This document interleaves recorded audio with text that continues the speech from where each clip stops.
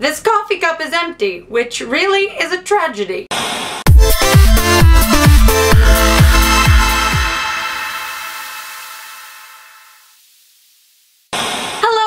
And welcome back to another Sit Down Sunday, the day of the week where we take a break from talking about all the nerdy and geeky stuff that we love and we have a more real conversation. Today I wanted to talk about a topic that I have actually struggled with over the years. I struggled with it this past week, and that is the question of how to balance work and play. This is kind of a weird topic for me because I definitely am a workaholic. I have my survival job, I have YouTube, I have Patreon stuff, I have my internship at podcasting, I have my own podcast, and I just this week started babysitting. Almost all of the jobs on that list are jobs that I am super passionate about and that I really enjoy doing, like YouTube. However, at the same time, I also am a person. I have relationships that I want to maintain. I want to be able to go out and do stuff and have fun and live my life. I am someone who has always really struggled with balancing the work stuff, even if it's work stuff that I'm really passionate about, and the social stuff. It often feels like there's no middle ground for me. I'm either knee-deep in work or I'm going out with friends and not doing anything else. Though that's not entirely true because Monday through Friday I work a part-time job, but like the time that I spend after that, my free time. And it's important to find a balance between the two of them because I found that when I am overworked, I'm spending my time either stressing about more work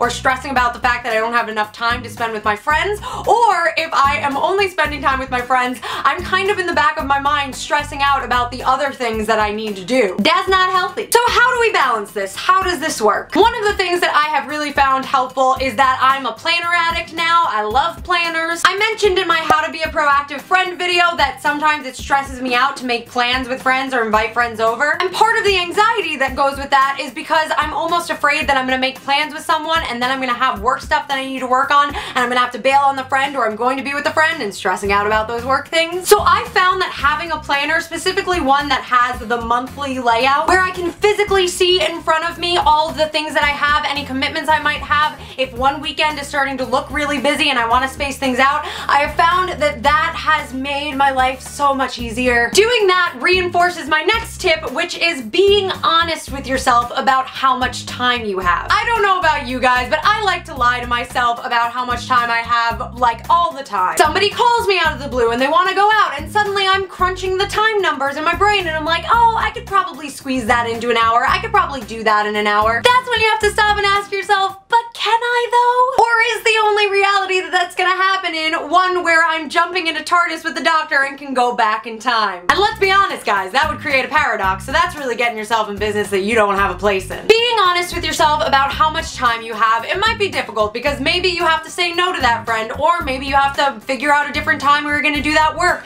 But no matter what, you're gonna end up happier because you're not gonna end up stressing about one thing or the other. Don't negotiate with yourself in that way. If that science lab from that teacher takes you 3 hours every time, then it's probably not gonna take you 2 hours this time so that you can go out and grab coffee with friends. A sad reality, but the truth. But my next tip is to reward yourself for getting that work done. Like, let's say you have a couple of tests this week and you know you're gonna pretty much be having to study every single day. Then set something up at the end of the week with your friends, something set in stone that is concrete that you know that you have to look forward to. That way when you're studying, you're much less likely to be thinking about how upset you are that you can't be with your friends and doing things. You'll already have something fun that you know will be a reward at the end of a long week. It'll leave you not resenting the work that you're doing right now, because both work and play are super important. Hopefully the work you're doing you're at least passionate about, even if it can get a little bit stressful. That I hope is the overlying goal. But no matter what that work is, even if you're super passionate about it, like the way I am about YouTube, my podcast, and all of those wonderful things, everyone needs a break to just go and do their own thing, whether that's sitting in bed and watching Netflix all day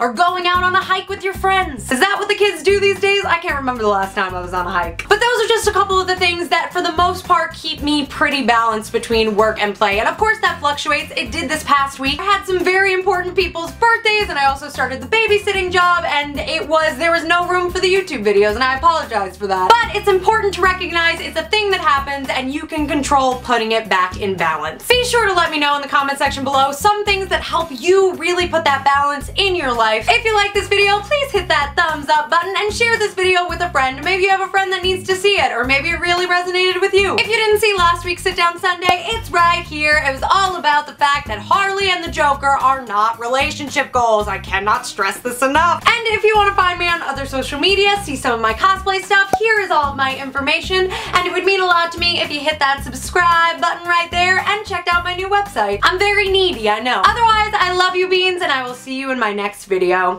Bye!